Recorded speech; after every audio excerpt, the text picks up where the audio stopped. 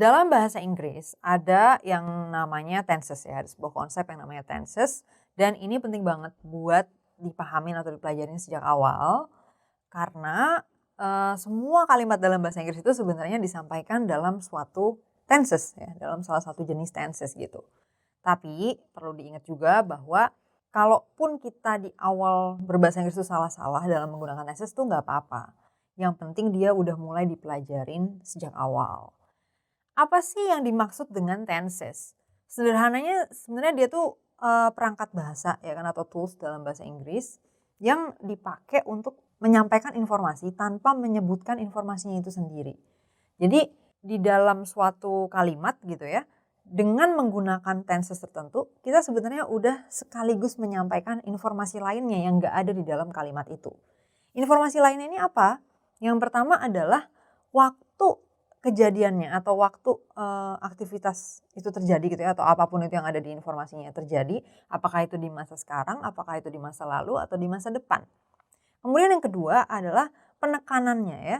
Jadi suatu kalimat itu mau membuat penekanan di mana? Di mananya nih penekanannya gitu. Nah sekarang kita breakdown gitu ya, kita kita bahas supaya lebih jelas maksudnya. Karena tadi kan baru kayak konsepnya aja ya, sekarang diperjelas nih maksudnya apa sih dengan, 2 informasi tadi itu maksudnya apa. Di dalam bahasa Inggris sebenarnya jumlah tenses itu ada 16, tapi sebagai tenses dasar yang umum dipakai mungkin kita bisa gunakan 12 aja dulu ya. 12 tenses ini sederhananya bisa kita buatkan tabel dengan, bagian barisnya kita bagi 3 ya, menjadi 3 bagian waktu gitu, past atau masa lalu bahasa Indonesianya, kemudian present, masa sekarang, kemudian future atau masa depan bahasa Indonesianya ya kan. Nah terus bagian kolomnya bisa dibagi 4 nih. Nah 4 ini dibagi berdasarkan penekanannya di mana ya, atau kalau disingkat POI gitu, point of information-nya. Jadi penekanan di dalam kalimatnya ini tadi bagian mananya sih? Nah itu kita bisa bagi nanti ya.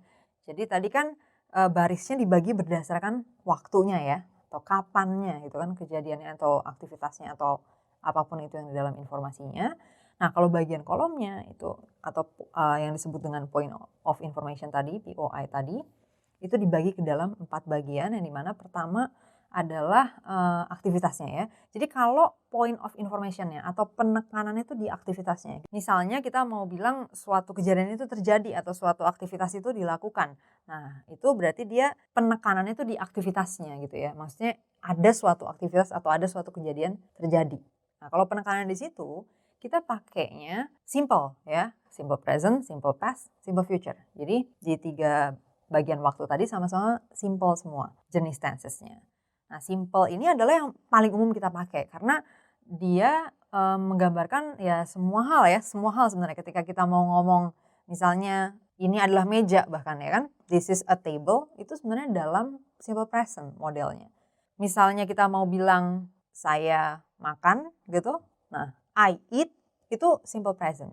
Kalau misalnya makannya kemarin jadi udah lewat, kita ubah jadi past tense gitu kan, simple past. Nah itu jadinya I ate. Verb-nya berubah ya, kata kerjanya berubah jadi verb 2. Tapi ini verb 1, verb 2, verb 3 itu agak nanti. Yang penting sekarang dapat dulu nih secara umum ya, tenses tuh ada apa aja. Kemudian kalau future, simple future, kalau misalnya kita mau bilang kita makannya besok gitu ya, jadi I will eat gitu. Saya bakal makan besok, I will eat tomorrow. Nah, ini yang umumnya kita pakai ya kan, simple tense. Tapi kemudian kalau poin penekanan informasinya tuh berubah, kita bukan cuma mau ngomong kita makan gitu ya, tapi kita mau bilang bahwa dalam makan itu tuh ada keberlangsungan di sana. Jadi bukan cuma soal aktivitasnya, tadi contohnya makan gitu, tapi kita mau bilang bahwa makannya tuh berlangsung selama beberapa saat. Nah, itu kita menggunakan yang namanya continuous tense ya. Kalau misalnya kita makannya itu berlangsung sekarang, maka kita pakai present continuous. I am eating. Nah, itu verbnya ditambahin ing. Kemudian kalau kemarin kita makan, tapi poinnya kita mau ngasih tahu waktu kemarin makan itu ada proses loh makannya gitu ya, selama beberapa saat gitu. Maka kita bilangnya I was eating gitu. Nah, itu poin penekanannya itu lagi-lagi ya, ada keberlangsungan aktivitas di situ. Nah, itu pakainya past continuous kalau kemarin.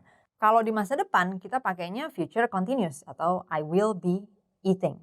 Lagi-lagi penggunaan continuous tense itu ada di bagian POI yang menekankan adanya keberlangsungan.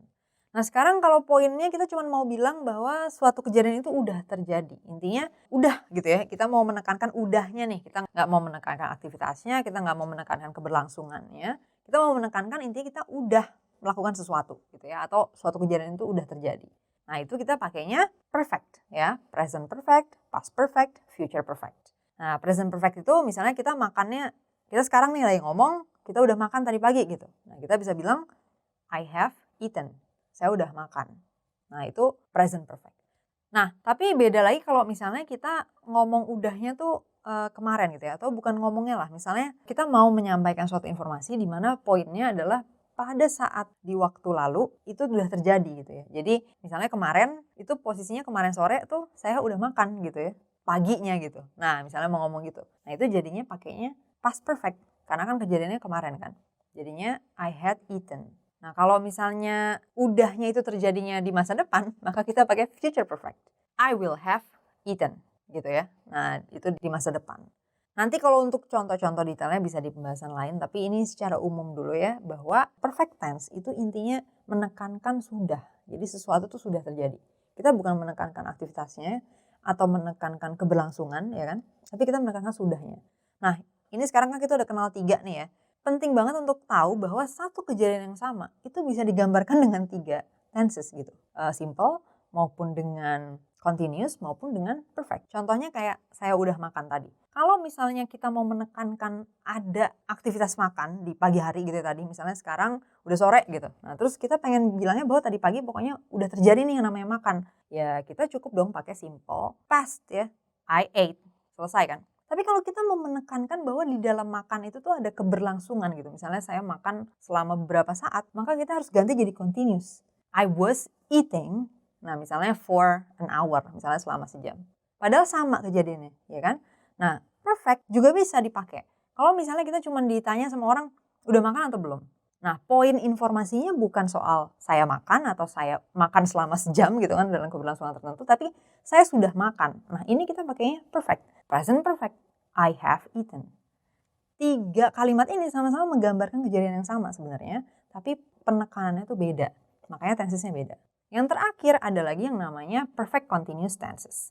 Jadi ada present perfect continuous, kemudian past perfect continuous, kemudian future perfect continuous ya. Perfect continuous berarti penekanannya 2, sebenarnya cuma ditambahin aja antara sudah sama dia berlangsung. Jadi ada suatu keberlangsungan dan itu sudah terjadi. Nah itu penekanan untuk tenses perfect continuous. Jadi kalau untuk present perfect continuous kita bikin kalimatnya adalah I have been eating. Nah misalnya saya udah makan selama sejam gitu tadi pagi. Ya udah berarti I have been eating for 1 hour atau for an hour. Kalau bentuk past perfect continuousnya adalah I had been eating for an hour. Kalau misalnya future perfect continuous itu untuk di masa depan jadinya I will have been eating for an hour. Nah itu ya bentuk-bentuknya untuk present, past, dan future bagian perfect continuous. Sampai sini mudah-mudahan udah cukup jelas bahwa tenses itu bukan cuma membagi kejadian berdasarkan waktunya, tapi juga penekanan informasinya tuh di mananya gitu.